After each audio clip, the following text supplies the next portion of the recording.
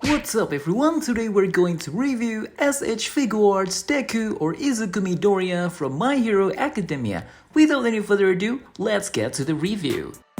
Before we continue, be sure to subscribe for more action figure reviews. Let's start from the front side of the cover. As usual, we have the promotional photo of DEKU logo and the name of Izuku Midoriya. We have Bandai logo, Tamashii Nations, and a license right here. We can also see the figure as well as the faceplates here. Top side of the box pretty standard, bottom side also pretty standard. On one side we have his promotional photo and on the other side we have some of his faces. And at the back we have some dynamic poses you can try to do with the figure. Let's get this guy out of the box. What we got in the box is a standard SHF manual that I did not include in the video, and we got this figure along with its accessories. It's kinda a lot here. As usual, be careful when you try to remove the plastic cover because the accessories in the figure might fall out. And this is the figure freshly out of the box, still with the plastic attached to protect the torso. Let's try to move this guy around, and we will start from the arms and then with the hands, and let's try with the head as well, and the next one is the legs, and so far I don't see any issues here.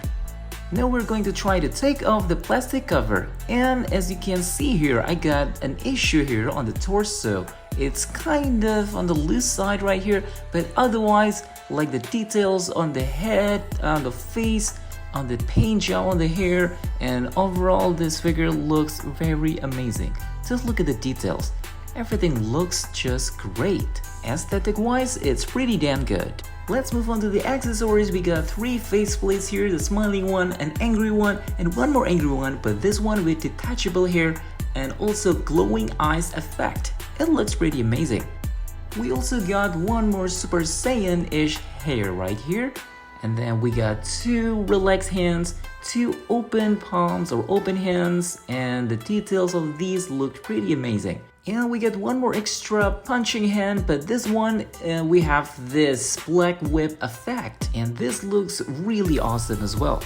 Then we got this scarf attachment that you can attach to the scarf on the figure, and it has articulation, but be careful when you try to remove it.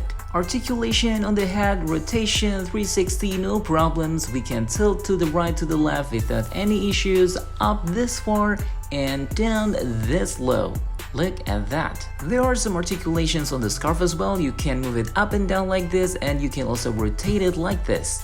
We got butterfly joints on the shoulders. You can move them to the front just like so, and move it to the back as well, just like this. Let's try to stretch the arms to the sides, and as you can see, there are no problems. Rotation to the front and to the back without any issues. Bicep swivels 360, double jointed elbows, and you can fold them that far. There is a rotation on the cuff on the wrist and ball joint on the wrist, and also a hinge so you can move it up and down just like so. Be careful when you try to move it to the back like this because the joints on the torso is kinda loose, so you may experience this. So move it to the back, you can go only this far. As for up crunch to the front, it's quite decent, look at that. We can tilt right and left, and rotation, be careful because the torso might come off again just like before. So rotation wise to the right and left, that's as far as you can go. There's also an articulation on the pockets of his belt.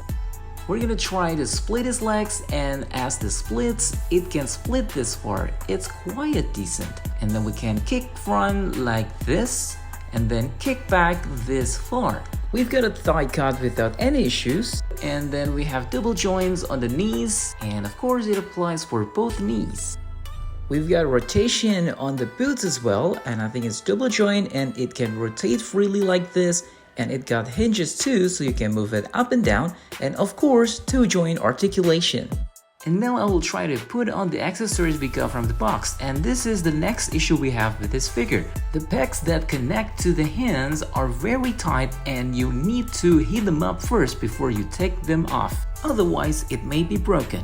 As for mine, I sanded them so I can easily swap them. We will also try to swap out the faceplates, and first we need to remove the hairpiece, and next we're going to remove this default faceplate, and I'm gonna try to put on this angry looking face, so let's just put it on and put the default hair just like so. And now we have a very angry looking DEKU.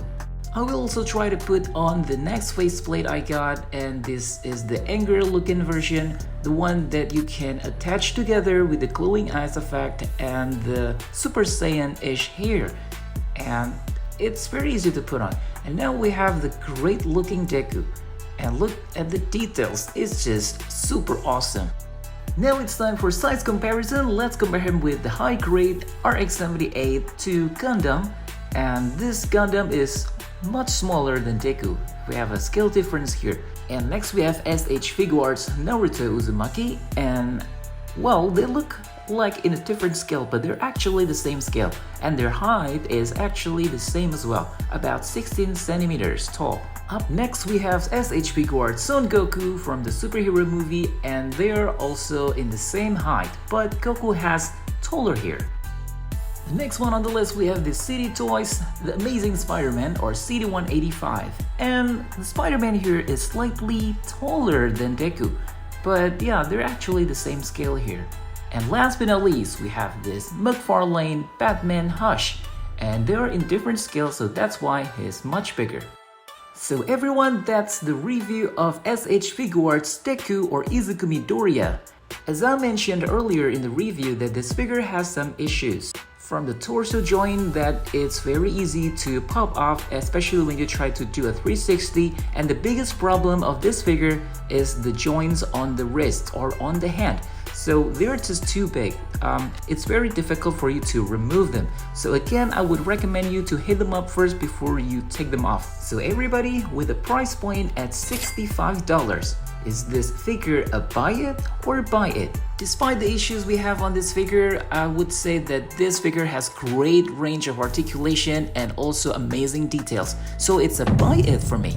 So everyone, thank you so much for watching. Don't forget to subscribe and like my video, and I will see you again in the next review.